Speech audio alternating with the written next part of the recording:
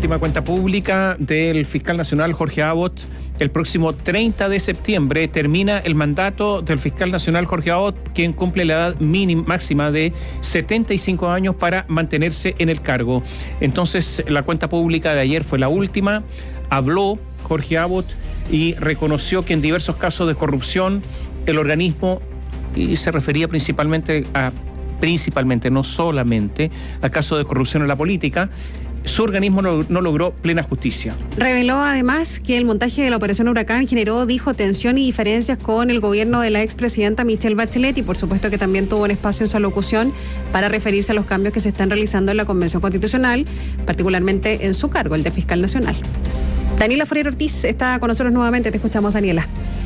Sí, se trató de la última cuenta pública del fiscal nacional Jorge Abot, ya que el 1 de octubre cumple 75 años, la edad límite para estar en el cargo y que le impide terminar su gestión, que por ley, recordemos, son 8 años. Fue un discurso de 26 páginas donde literalmente habló de todo, donde reconoció que, por ejemplo, los derechos humanos, la violencia de género, delitos sexuales fueron áreas prioritarias en su gestión. Sin embargo, uno de los puntos claves, según conocedores del sistema penal, fue la corrupción. Como es de costumbre, Abot ejemplificó el trabajo del Ministerio Público con el denominado caso Corpesca. Ustedes recordarán que tiene al ex senador de la UDI, Jaime Orpiz, cumpliendo pena efectiva, y también la inédita sentencia a la empresa. Acá recordemos que se condenó por responsabilidad jurídica a la empresa Corpesca. Otra de las investigaciones que destacó el fiscal nacional Jorge Abot es la que lidera el fiscal regional de Magallanes, Eugenio Campos, que en un principio era conocida como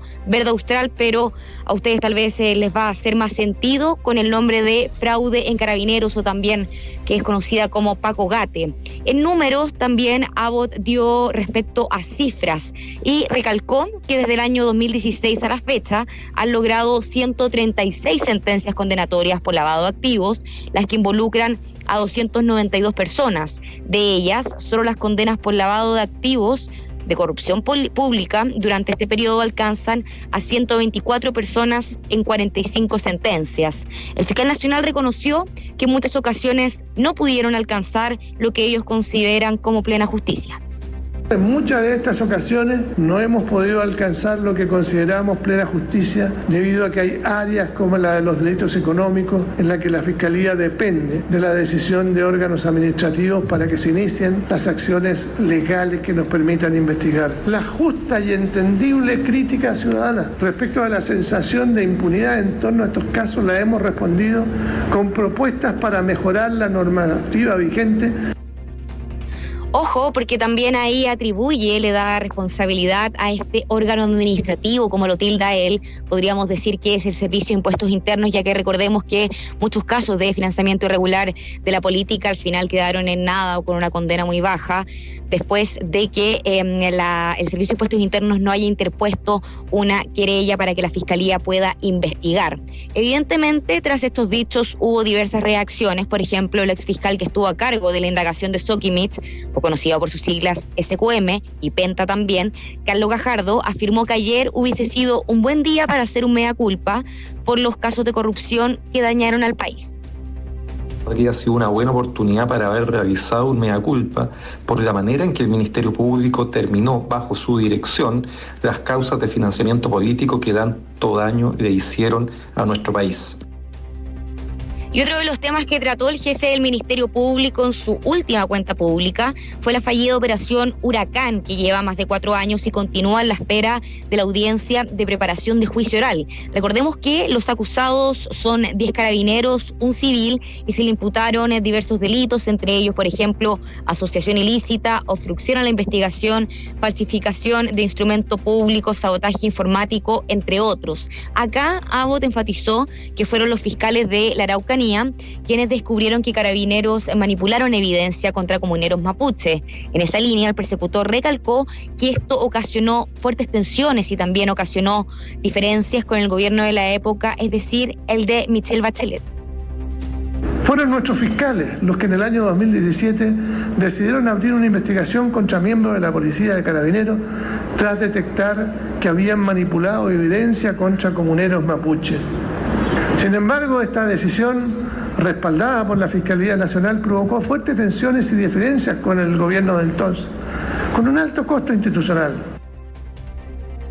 Y también hubo reacciones de la contraparte, porque hablamos con el abogado Juan Pablo Jaramillo, que es defensor del único civil acusado en esta llamada Operación Huracán, que es el llamado profesor. Ustedes recordarán Alex Schmidt, quien dijo que las declaraciones de Abbott son irrespetuosas y que se trató de una defensa corporativa. La estrategia de esta defensa siempre ha sido la búsqueda de la verdad y no la de dilatar como irrespetuosamente Abbott ha declarado. Es el equipo fiscal quien disimula la verdad con más de 95.000 fojas de expediente y 94 teras de información que nadie ha siquiera podido ver. Siguiendo en lo mencionado por Abbott en su última cuenta pública, también ustedes lo adelantaban porque defendió la figura del fiscal nacional en la nueva Constitución Política de la República. Abbott afirmó que le parece que el debate que hoy se lleva adelante la Convención Constituyente y dará forma a la institución tiene que ser de una conducción centralizada, también autónoma, objetiva, independiente de las investigaciones penales, sin que haya presiones ni intervenciones de carácter político, económico o social, porque recordemos que la Comisión de Sistema de Justicia aprobó la figura efectivamente del fiscal nacional, aunque no sería la única autoridad a cargo del Ministerio Público, ya que la iniciativa también incluye un Consejo Superior. Habló, como decíamos, de diversos temas, estallido social, y otro de los puntos claves en su discurso fue respecto a los delitos violentos, que dio cifras muy relevantes. Catherine Tomás.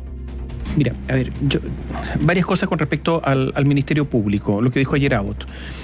Lo primero es que reconoció que, de acuerdo a las cifras, son cifras que están ahí, que no son objetables, estamos inmersos en un crecimiento enorme de la delincuencia. Y es el Ministerio Público el que debe perseguir la delincuencia. Naturalmente que hay una labor preventiva que corresponde a Carabineros. ¿Qué dijo Abbott? Dijo que los homicidios han crecido en un 66%.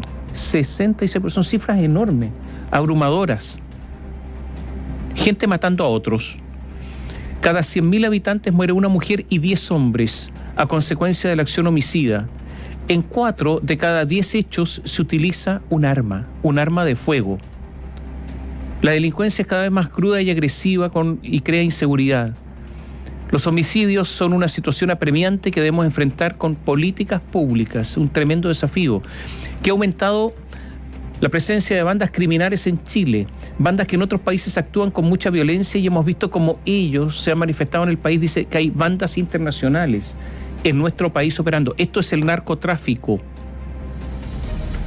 Y por lo tanto, desde ese punto de vista también hay una derrota de la Fiscalía, porque la Fiscalía tiene que investigar estos delitos y yo me pregunto cuántos de estos delitos finalmente llegan a tribunales y cuántos quedan impunes. Lo segundo es con respecto al financiamiento ilegal de la política y todos estos delitos a los que se refirió Abbott. Bueno, ¿la responsabilidad de quién es? Del gobierno de turno. Porque el director del Servicio de Impuestos Internos, para desgracia, no es un director independiente, por si el presidente lo puede sacar, lo puede remover a su antojo. Eso es lo que ocurrió bajo Michelle Bachelet cuando sacó a Michelle Jorrat y puso ¿a quién? A Jorge Barraza. Y recordemos además que Jorge Barraza fue mantenido en su cargo ¿por quién? Por Sebastián Piñera. Y Jorge Barraza llegó a hacer el trabajo sucio. Sí. Algunos, claro, dirán, ¿cómo trabajo sucio? El trabajo sucio. Eso es lo que ocurrió con el Servicio de Impuestos Internos.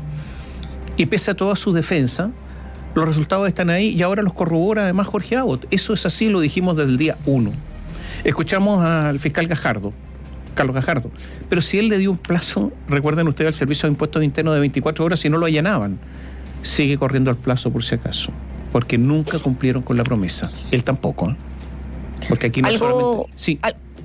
Algo importante tomar respecto a los delitos violentos también, porque son varias las cifras que dan y para contextualizar también algo importante, por ejemplo, Jorge Abbott dijo que este informe registró que el 6,1% de las víctimas son extranjeros, preferentemente Colombia, Perú y Haití, y que solo el 3,8% de los imputados conocidos son inmigrantes. También dice que la mayor presencia de imputados de extranjeros se registra en las regiones del norte del país que, como bien sabemos, él dice, enfrentan un fenómeno complejo de la migración irregular. Acá también hace una comparación porque dice, en 4 de cada 10 casos el fallecimiento se produce por el uso de armas de fuego, mientras que en 8 de cada 10 casos investigados el imputado es conocido. Entre 2016 y 2020 las sentencias condenatorias alcanzaron el 61% del total de términos. Esto también es importante porque durante el año pasado el Ministerio Público desarrolló lo que se llama un primer informe de homicidio en Chile, el que abarcó los últimos años de 2016 a 2020, y esto es con el fin de poner a disposición de la comunidad información respecto al fenómeno delictual que, de hecho, según las propias palabras de Jorge Abbott, está cada vez más violenta y cada vez más cruda.